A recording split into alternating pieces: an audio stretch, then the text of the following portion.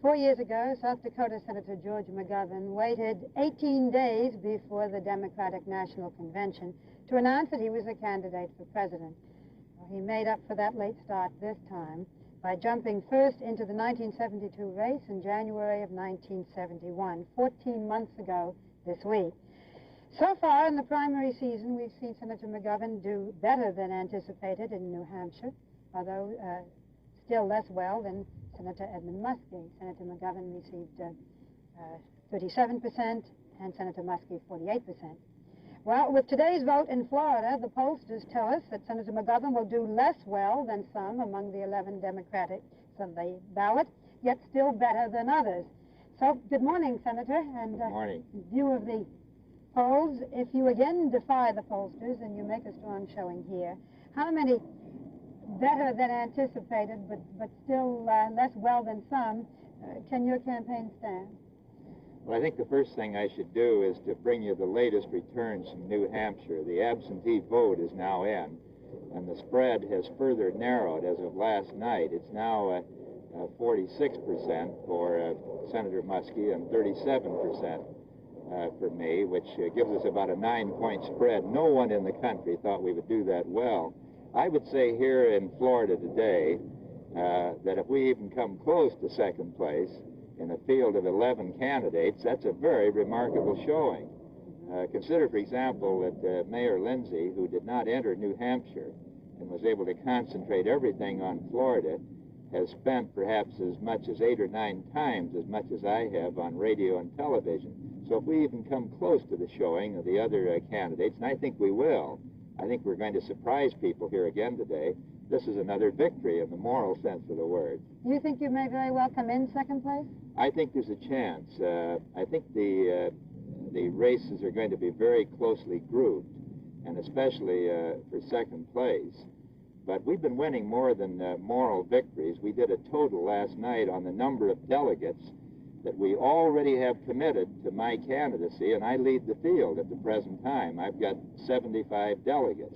Now, this includes delegates who were picked in Georgia on Saturday under the new reform guidelines, where approximately half of them are black people, approximately half are women, about a third are young people under 30. So we are picking up delegates in states all over the country, not only in the primary system, but in these open caucuses and conventions.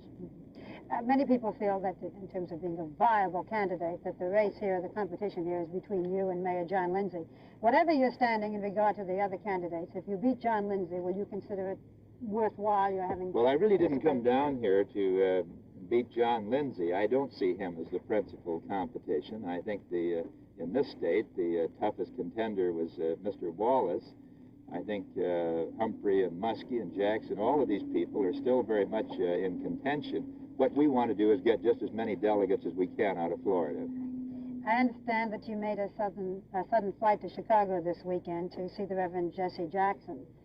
Were you trying to entrench yourself in Mayor Daley country, or... Well, not that. Reverend Jesse Jackson is one of the most dynamic black leaders in America today. He heads up a new organization called People United to Save Humanity.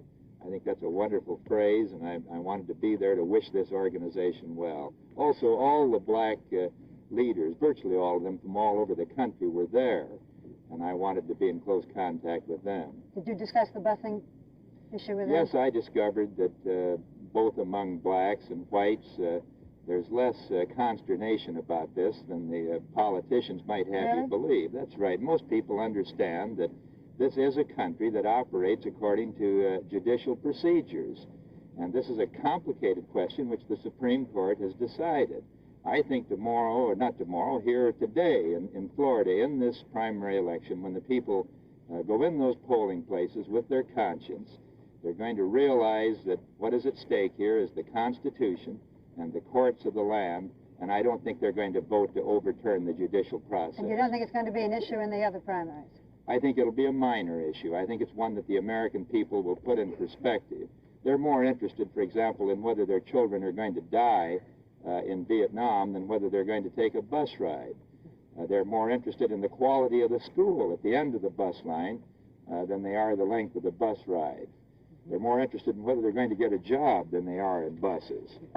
Well, I thank you, Senator McGovern. This is the third time that you've been on with us in, what, about 10 days? And I presume as the primaries go on, we'll be seeing more of you. Well, we hope to be back with you in Illinois next Tuesday when that primary takes place.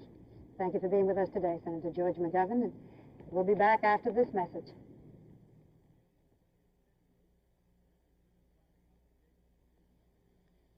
It was here, at the General Motors Styling Center, that Buick decided to build the extraordinary car. A car like nobody else's.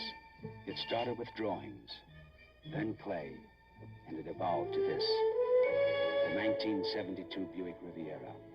For people who don't want a car like everybody else's. For you, if you're daring enough. The 1972 Buick Riviera. Something to believe in. You know, it is lovely for women's hair to be soft, and therefore you've probably never liked the hairsprays that can make hair stiff. Well, Protein 21 hairspray is designed to make hair not nearly as stiff. So how well can it hold? Beautifully. Because Protein 21 holds not just by sticking the top hairs together, but by reaching down and giving body to individual hair shafts. Protein 21 holds with body, so you can have hair that looks and feels the way you want it to.